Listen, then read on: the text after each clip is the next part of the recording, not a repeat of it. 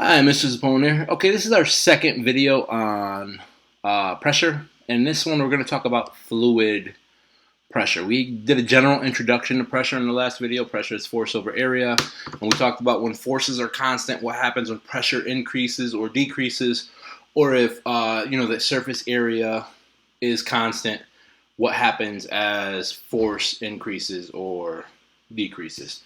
So pressure, force, area, those three things are related.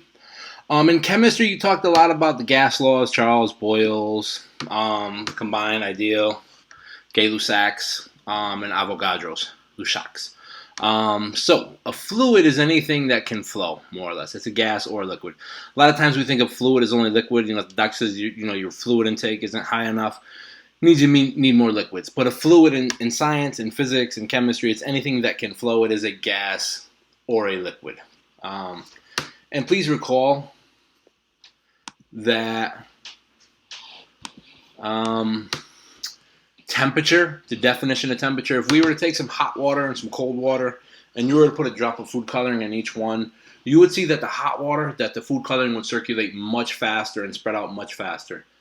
In general, temperature is defined as how much kinetic energy something has. It's defined as the average kinetic energy of the particles in something. So if an object has more kinetic energy, it's going to have a higher temperature.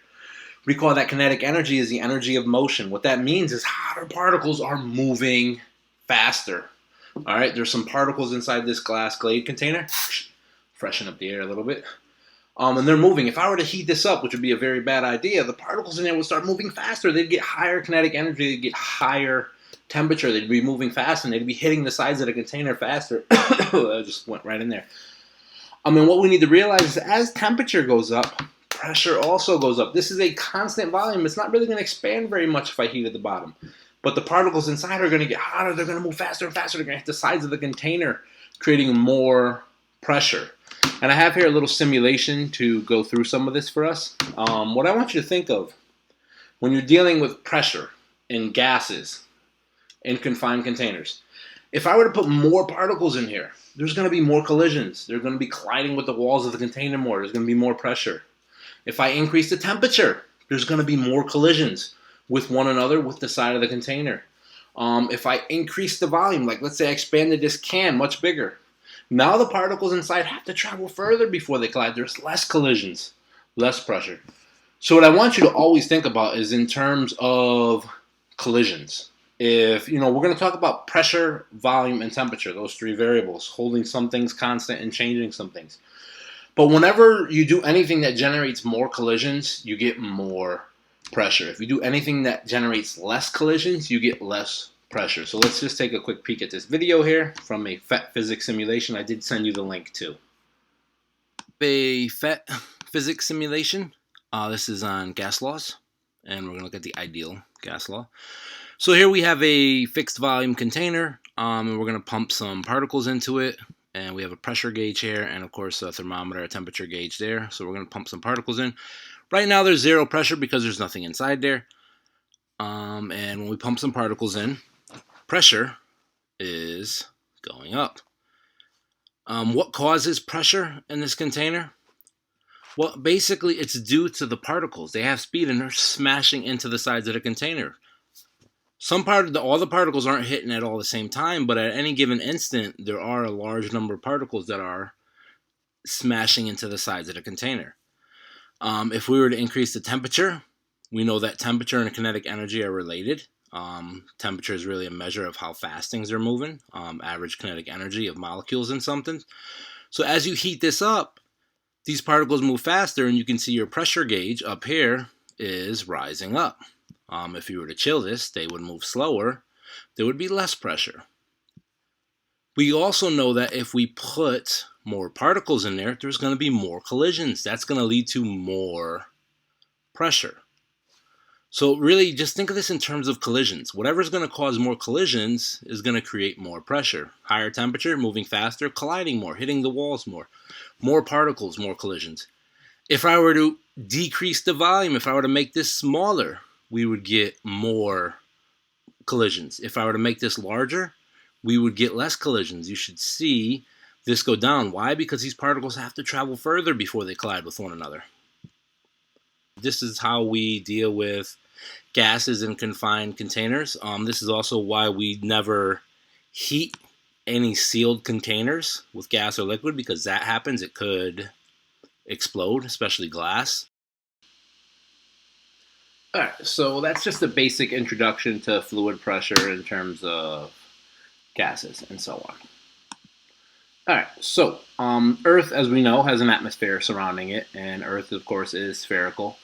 And the atmosphere is held to the Earth by gravity. The only thing keeping the air around the Earth is gravity. You ever see those movies where, like, when there's a hole in the spaceship and all the air starts rushing out? Well, our atmosphere would rush to space if it weren't for gravity. So gravity is what keeps our air locked into a thin film around our planet. Realize that our atmosphere seems big to us, but compared to the actual size of the Earth, the atmosphere is actually pretty small. It's like basically the peel of an apple if the Earth was an apple. It's a very, very thin layer. And also there's a question here, or not a really question, but airplanes have oxygen masks, and sometimes when people climb mountains like Everest, they have to bring oxygen tanks. Why do they do that? And I want to make sure there's no confusion. And here I have a picture. This is the ground, and these circles represent air molecules, mostly nitrogen, and there's some oxygen in the air as well. It's basically a nitrogen-oxygen atmosphere. But this is not how things work. We know that in space there's no air, and we know near the surface of the Earth there's a lot of air. What happens is the amount of air we get decreases as you go up. So this is not correct. You don't have the same number of air particles at height. This is an incorrect portrait of the atmosphere. What we do have is something like this. There's a lot of air near the ground. It's getting less and less and less. Why? Because of Newton's law of universal gravitation. Basically, the force of gravity is proportional to how far things are away. So the further the air is away, the less there's gravity acting on it. So the air kind of spreads out a little bit. It's not held as tightly. And that's why an airplane flying up here has an oxygen tank. That's why mountain climbers have to bring oxygen tanks, because the air is very thin up here. There's just not a lot of it. It gets thin very, very quick. The majority of our atmosphere is within a few miles, all the air on Earth. And then it just gets lower and lower and lower. So I want to make sure you understand that. You get less air with height as you go up. That's why there's less oxygen. We basically go from all the air, or maximal air, the most dense air near the surface, to essentially no air when we reach whatever threshold is outer space. It's kind of hard to define exactly where outer space is, because you're going from a lot of air to little. You can keep cutting the volume of air in half. When exactly do we decide that we're in space? That's a questionable number, but you could say 30 to 60 miles is usually the typical end of our atmosphere. So we go from lots of air to none in space, or essentially a virtual vacuum. I have here a little graphic. That's my emoji standing on the ground. This is my emoji standing on a mountain. Apparently he ate too many beans and broccoli. And I just want to talk about air pressure as you go up. We already said that air gets lighter up in the air, but air also pushes down on us. There's pressure, the weight of the air, all the air above us pushes down on us. And when you're on the surface of the Earth, you have the entire column of air, the entire atmosphere above you is pushing down on you. When you're high up on a mountain, well, there's less air pushing down on you, because the column of air above you is smaller than when you're on the surface. So as you go up in the air, as you go up in an airplane, as you ascend a mountain, as you climb up a very large hill, air pressure gets lower. It decreases. Pressure decreases as you move up. Pressure due to the weight of the fluid above you. The exact opposite happens when we end up in water. And something to think about, why do airs pop on a plane? It has exactly to do with this issue that pressure decreases as you go up. There's going to be a different pressure inside and outside your air, and a neutralization has to happen. Fortunately, it does, so our eardrums don't explode. The opposite is true if you're in a pool. This person's at the bottom of a pool. I don't know why I'm standing at the bottom of a pool farting, but I am. This person's floating in the middle of a pool. Well, which one experiences more pressure? Well, this guy, he's further down, so there's more water above his head pushing down on his head. So he's going to experience a greater pressure. So when you're going up in the atmosphere, pressure decreases. If you're going up from the bottom of the ocean, pressure is also going to decrease. Pressure increases going down in a pool. Pressure always increases going down. in that sense. You're getting more pressure the further down you go.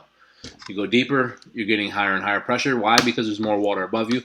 If you wanted to calculate the pressure on this guy's head, force over area, you do have to take into account not only the water above his head, but I extended these lines on purpose. There is, 30 to 60 miles of air pushing down on him as well. But because water is 800 times as dense as air, water tends to be more important. We can't always just ignore air, though, because, again, you might only be down 10, 20, 30 meters in water or a couple miles in a sub, but there's, 30 to 60 miles of air. So it is significant in many calculations. So if you wanted to calculate the total pressure acting on this guy, well, the water is pushing down him, and the air is also pushing down on the water, which adds to that effect. And if we really calculate it, this column shows this. It basically shows a 1 inch square, 1 inch by 1 inch. And if you go up about 50 miles, they're calling the extent of the atmosphere about 50 miles. And they're saying if you take all this air above 1 inch square to the top of the atmosphere, it would weigh close to 15 pounds, 14.7. And so basically every square inch, there's 15 pounds pushing on it. You got this book right here. There's a lot of square inches here. I don't know, 10 by 8 maybe? 10 times 8 is 80 inches squared. 80 times 15 is a big number. What's that, 1,200 pounds? Does that mean there's 1,200 pounds of air pressure pushing down? That's a huge number. And air pressure is that strong. We think about our phones. Our phones, have a surface area, maybe 4 by 3, 5 by 3, whatever it is. 15 times 15, it's a very big number. There's a lot of weight pushing down on our phones. If I put 200 pounds of weights on my phone, it would certainly shatter and crack. But the air is pushing down on the phone with a couple of 100 pounds. Air is pushing down on us with maybe the weight of a car. Why aren't we crushed? That's a natural question to ask, and it brings us to a very, very fundamental point in fluids. One, we're acclimated.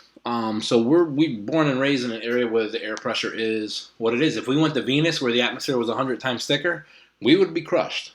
If we went to another planet where it was 100 times lighter, aside from there being no air and, dying, we'd probably expand just a little bit. But air pressure acts in all directions. And this is a key statement. The same air pressure pushing down on me, pushing on my body, well, there's air inside my body. Air in my lungs, it's pushing out with the same pressure. So it balances. And this table shows that. There's a tremendous amount of air pushing down on it. But anytime you have a fluid, pressure in that fluid at any point acts in all directions. Up, down, left, right.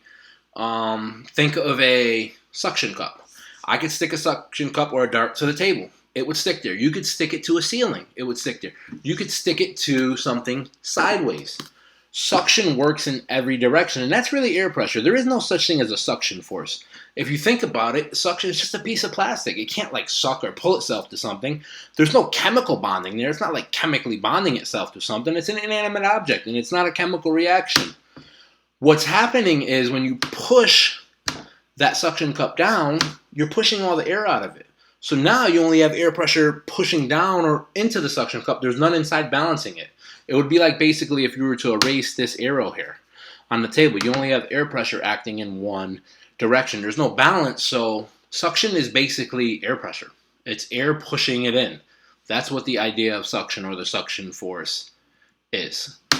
So even if you're in water, if I'm floating there in water, I just want you to realize that pressure acts in every direction. It's pushing on you from every direction, in, out, all around. And submarines do get a little bit smaller when they dive deep. If they get too deep, bad things can happen. So here I want to show you some air pressure. I have some videos. We're just going to basically, from this point forward, watch a few videos on air pressure. I did some cool things with the vacuum pump. That's why this gets so long. And I want to show you this suction force. So just follow along with these videos. Hopefully you enjoy. So here we have a simple pressure mat. It's just a piece of rubber. There's nothing crazy or fancy about it. A little metal hook attached to it. It's very easy to lift when you lift it up from the side, but something strange happens when you try to lift it from the center. It doesn't want to lift up. And you could actually lift this whole table in the air using air pressure. So this is pretty cool. Again, nothing crazy going on here. It's just a rubber mat and deals with air pressure. The pressure mat, but this time just from the side, so you know there's no tricks.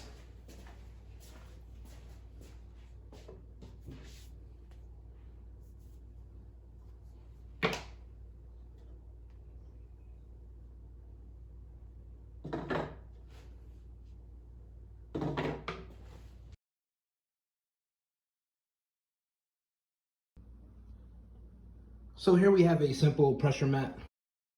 The pressure mat, but this time just from the side, so you know there's no. All right, so what's going on here? This is basically air pressure. When you put this mat on the table, you're pushing all the air underneath it. It actually forms a very good seal because it's rubber. This book doesn't form that good of a seal. But basically, you're creating a sort of a vacuum in there. So you only have air pressure pushing down on it, and there is a lot of air pressure. 15 pounds per every inch squared. If that's 10 by 10, that's 1,500 pounds of force. It's not quite that much. That's why you can peel it from the side to lift it up, because when you peel it from the side, you're allowing air to come in, so there's air going up and down, acting in both directions. So that is basically how suction works. It's not a magical suction force. There is no such thing. It is literally just air pressure pushing that mat down. You could actually put this mat on the wall sideways. It does the same thing. The ceiling, the same thing. Air pressure acts in every direction. Fluid pressure, water pressure acts in every direction. Here we have another air pressure demo. Just gonna watch it. So here we have a vacuum pump and a bell jar. I put this on. This lifts. Keep in mind that this right here is solid metal. It is very, very heavy. And this is also very heavy. The jar is very thick because it's meant when you take the pressure out so it doesn't implode and basically send glass everywhere, which would be very dangerous anywhere, at school, wherever. So this lid lifts up pretty easily. I'm going to turn the vacuum pump on and I'm going to suck the air out. And then I'm going to lift the jar again. Oh, it's stuck to the bottom. This thing is really, really heavy. Very, very heavy. So we need to figure out why. Now that the pump's off, this is stuck there. Oh. When I let the air back in, you can hear the air rushing back in. The vacuum is being neutralized. This will lift again. So what's going on here is normally there's air inside the bell jar and there's air outside. So, you know, they balance one another. But when I suck the air out, there's only air pushing down in the jar. So basically air pressure is locking those two things together because the vacuum pump sucked all the air inside out. So fluid can't act in all directions inside the jar because there's no fluid in there. There's no air pressure. So here we have a vacuum pump and a bell jar. I put this on. I think that's the same one. There we go. We're going to put a Peep in the vacuum pump now. So we have a Peep going into the vacuum pump.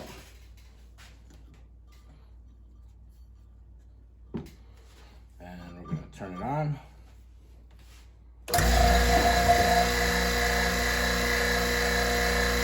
And as you can see, the Peep is growing.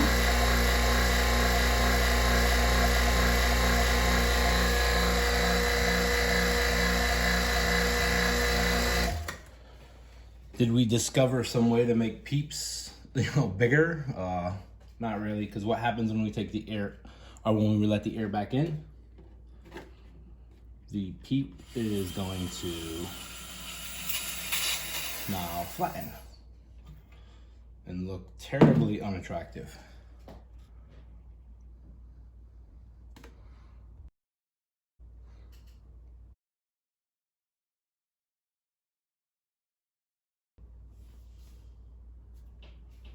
So we're gonna put some shaving cream in the vacuum pump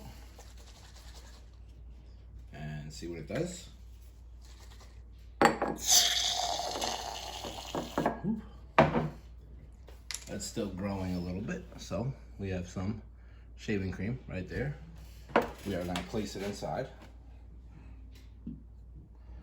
And we're gonna put the jar back on top. And we are going to now turn the pump on. And as you can see, the shaving cream is growing. filling the container, making a mess for me to clean up.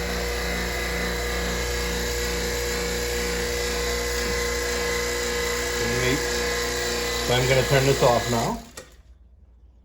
And of course, what's going to happen when I let the air back in? The same thing that happens to a Peep.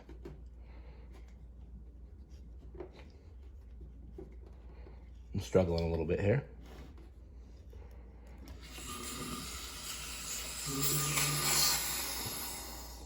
And there you have a big mess for Mr. Sapone to clean up.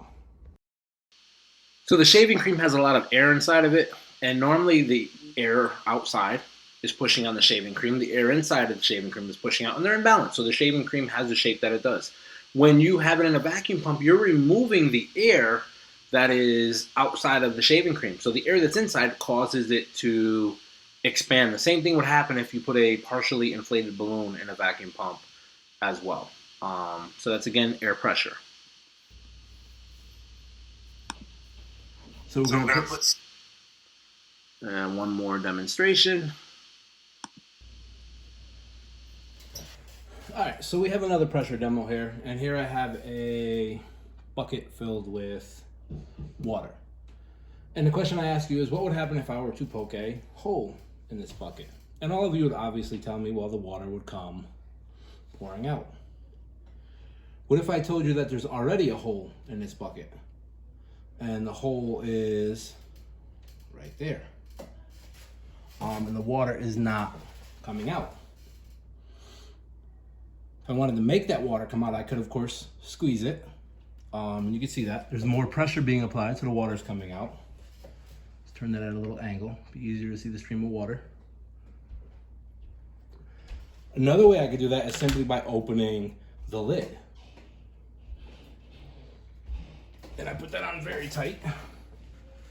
So I am opening the lid. Now that the lid is opened, the water is coming out.